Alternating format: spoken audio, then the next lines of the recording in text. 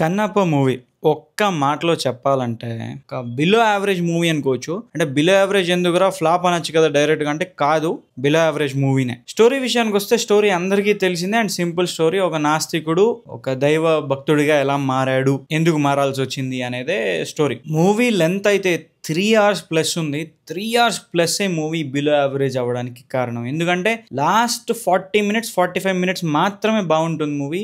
2 hours 2 hours 15 minutes మీకు మీ పేషెన్స్ని test చేస్తుంది. And మధ్య మధ్యలో చాలాసార్లు లేసి వెళ్ళిపోదాం అనుకుంటారు. ప్రభాస్ అన్న ఎంట్రీ దగ్గర నుంచి అందరూ అలర్ట్ అయిపోతారు. అందరూ క్యారెక్టర్స్లో యాక్టింగ్ కాదు జీవిస్తారనే చెప్పాలి. అప్పటి నుంచి వచ్చిన క్యారెక్టర్స్ అన్ని 45 minutes మాత్రం మీకు బాగుంటుంది మూవీ. కొంచెం ఎమోషనల్గా కనెక్ట్ అవుతారు. ప్లస్ టికెట్ రేట్లు కూడా ఏం పెంచలేదు కాబట్టి మీరు ఇచ్చిన ప్రైస్కి మీరు సాటిస్ఫై అవుతారని నేను అనుకుంటున్నాను. నాకైతే ఓకే అనిపించింది. ఎందుకంటే విష్ణు అన్న మీద ఎన్ని ట్రోల్స్ వచ్చినా, ఎన్ని మీమ్స్ వచ్చినా, ఎంత నెగిటివిటీ వచ్చినా, అంత నెగిటివిటీలో కూడా కొంచెం ఎమోషనల్గా మనకు కనెక్ట్ అయ్యాడంటే ఖచ్చితంగా బాగా చేసినట్టే. నాకైతే కొంచెం లాస్ట్ 45 minutes మాత్రం చాలా బాగా అనిపించింది.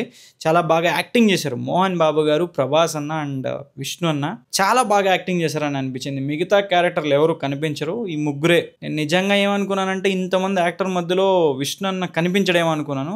ఫస్ట్ 2 hours 15 minutes మాత్రం ఏందో జరుగుతూ ఉంటుంది, మనకి విసుగొచ్చేస్తుంది అనమాట. కానీ లాస్ట్ 45 minutes మాత్రం కొంచెం ఎమోషనల్గా కనెక్ట్ అయ్యారు అంటే మాత్రం ఆ క్రెడిట్ గోస్ టు విష్ణు అన్ననే. శివుడిగా అక్షయ్ కుమార్ గారు ఓకే అనిపించింది. అండ్ ఆయన ఓన్ వాయిస్ నే ఏఐ యూస్ చేసి డబ్బింగ్ చేశారు. అది కొంచెం సెట్ అవనట్టు అనిపించింది. కొంచెం ఏమన్నా వేరే తెలుగు వాయిస్ ఆర్టిస్ట్ తో చేపించుంటే బాగుండేది అనిపించింది. మోహన్ బాబు గారు బయట చూస్తే ఒక కోపిస్ట్ వ్యక్తిగా, కొంచెం ఆరోగెంట్ గా, కొంచెం స్ట్రిక్ట్ గా ఉన్నట్టు అనిపిస్తారు. కానీ మరి సినిమాల్లో ఏమవుతుందో తెలియదు. కానీ ఆయన మోహన్ బాబు గారు కనిపించరు. నిజంగా చెప్పాలంటే ఆయన ఏదైతే పాత్ర పోషిస్తున్నారో ఆ పాత్ర మాత్రమే కనిపిస్తుంది. And cinematography is not so great. అంటే సినిమాటోగ్రఫీ ఇంకా బాగా చేసి ఉండొచ్చు. ఇంత బడ్జెట్ పెట్టారు కాబట్టి మూవీకి ఇంకా మంచి షార్ట్స్ పెట్టుండొచ్చు. ఓన్లీ ప్రభాస్ అన్నకి మాత్రమే స్లో మోషన్ షాట్లు, కొంచెం క్లోజ్అప్ షాట్లు ఇవన్నీ పెట్టి ఇవన్నీ పెట్టడానికి కారణం ట్రైలర్స్లో టీజర్స్లో వాడుకుందామనే. అంతవరకు బాగుంది. కానీ ఓవరాల్గా మూవీ మొత్తం సినిమాటోగ్రఫీ నాకైతే బాగలేదని అనిపించింది. మ్యూజిక్ అండ్ సౌండ్ విషయానికి వస్తే 2 పాటలు మాత్రం బాగున్నాయి. మధ్యలో కొన్ని పాటలు వచ్చినాయి, 2-3 పాటలు. అవి ఎందుకు అసలు మీ పేషెన్స్ ని పరీక్షించడానికి ఆ పాటలు కూడా ఒక కారణం అవుతాయి. అవి లేకుండా ఉంటే ఇంకా ల్యాగ్ తగ్గేది. మూవీ మొత్తం 2 hours 15 minutes ల్యాగ్ గానే ఉంటుంది. అవి పెట్టకుండా ఉంటే ఇంకా బాగుండేది అనిపించింది. ప్రభాస్ అన్న షార్ట్స్ మొత్తం గ్రీన్ మ్యాట్ క్లియర్ గా అర్థమైపోతుంది.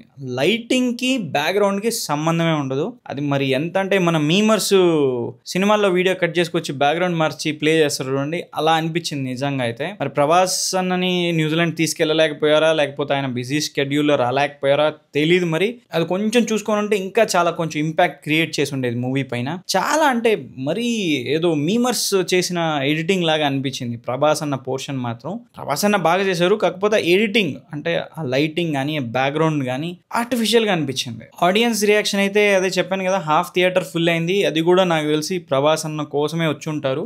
బయటకు వచ్చేటప్పుడు మాత్రం వెరీ డిసప్పాయింటెడ్ గా అయితే బయటికి రారు జనాలు. ఎంటర్టైన్మెంట్ వాల్యూ అంటే ఈ మూవీకి ప్రభాస్ అన్న, మోహన్ బాబు గారు, విష్ణు అన్న అండ్ మోహన్ లాల్ గారు క్యారెక్టర్ మిమ్మల్ని మెస్మరైజ్ చేస్తుంది అని చెప్పారు. కానీ నాకైతే అంత అనిపించలేదు. ఎందుకంటే స్పాయిలర్ ఉంటుంది చెప్పాలంటే. కాకపోతే అది మీకు చూస్తే అర్థమవుతుంది. ప్రతి మహాభారతం తెలిసిన ప్రతి ఒక్కడికి ఆ సీన్ అర్థమవుతుంది. ఆ సీన్ యొక్క ఇంపార్టెన్స్ అర్థమవుతుంది. ఆ సీన్ తీసిన లొకేషన్ మాత్రం నాకు కరెక్ట్ అనిపించలేదు. అది మరీ పువర్ సెలెక్షన్ ఆఫ్ లొకేషన్ అనిపించింది. నా పర్సనల్ ఒపీనియన్ కనుక అడిగితే నాకైతే మూవీ ఒక 1.5 hours లో కంప్లీట్ చేసి ఉండొచ్చు. ఫస్ట్ 2 hours 15 minutes వదిలేస్తే లాస్ట్ 45 minutes 1 hour మాత్రం కొంచెం పర్లేదు అనిపించింది. సో అదొక్కటే.